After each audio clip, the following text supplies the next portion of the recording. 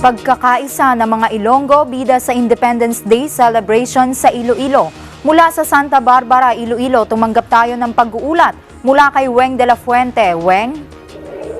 Yes, Dandy, kanina nga pasado alas 8 ng umaga ay pinuna ni Pangulong Noynoy Aquino ang paggunita sa ika-117 taong araw ng kasarinlan ng bansa at pinangunahan nga ng Pangulo ang sabayang pagtataas ng bandila dito sa harap ng Santa Barbara Church sa Iloilo at gayon din yung pag-aalay ng bulaklak sa monumento nitong kinikilalang bayani ng Iloilo na si Delgado. At isa doon sa naging mensahe ni Pangulong Noynoy Aquino ay hindi lang naman ngayong taon isinagawa ang selebrasyon ng Independence Day sa labas ng Maynila, bagamat kinikilala niya na maraming mga pagkakataon at maraming mga pangyayari sa kasaysayan ng bansa ang naganap sa Metro Manila at mga kalapit na lugar.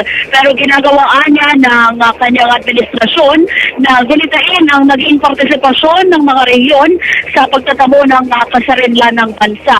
Kung matatandaan, sinabi ng Pangulo na noong 2011 sa unang paggunita ng Independence Day sa kanyang administrasyon, isinagawa ito sa Kawit, Cavite sa tahanan ni Emilio Aguinaldo at doon namang 2013 sinundan ito sa Baroswain Church kung saan doon naman itinatag ang unang pamahalaan.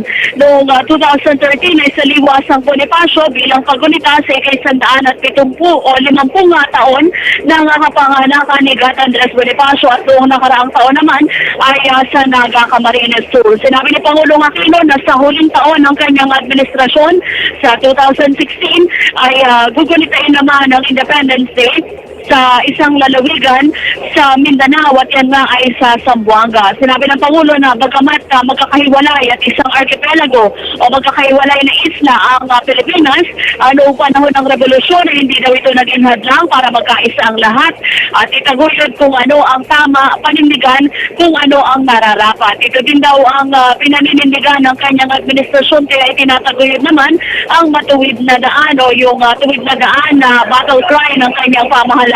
Ito raw tuwid na daan ito ang nagbigay daan para sa mabuting pamamahala na nagre-resulta naman sa magandang pagsulong ng ekonomiya ng bansa at pagkilala ng international community.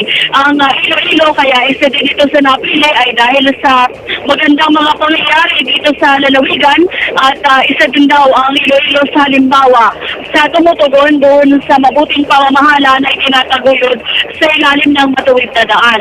Sa ngayon ay nandito na tayo sa provincial capital ng Iloilo City kung saan ay isasagawa naman ang traditional band de honor o yung tinatawag na reception sa mga membro ng diplomatic corps and then sa iba pang mga matataas na opisyal ng pamahalaan.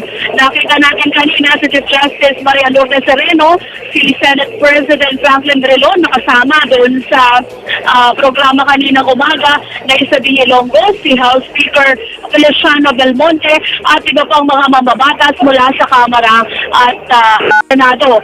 Nandito din yung ilan sa mga miyembro ng gabinete at mga matataas na opisyal ng sandatahang lakas at ng Philippine National Police. Pero wala nga si Vice President Jejomar Binay, wala daw kinalaman nito sa politika ayon kay Secretary Sonny Coloma, kundi merong mga pagtitipon sa labas ng Iloilo, dyan sa Metro Manila at iba pang mga lugar kung saan doon naman daw nanguna si Vice President Jejomar Binay. Kung hindi tayo nagkakamali, siya ang nanguna ng flag raising ceremony dyan naman sa Luneta Grandstand. So, ang tabayanan na magiging mensahe ni Pangulong Aquino dito sa tao ng Independence Day reception at makakadaupang palad niya ang mga miyembro ng diplomatic corps. Wala pa rin dito sa provincial capital ng Iloilo. Ako si Weng de la Fuente, back to you. Maraming salamat, Weng de la Fuente, nag-uulat mula sa Iloilo.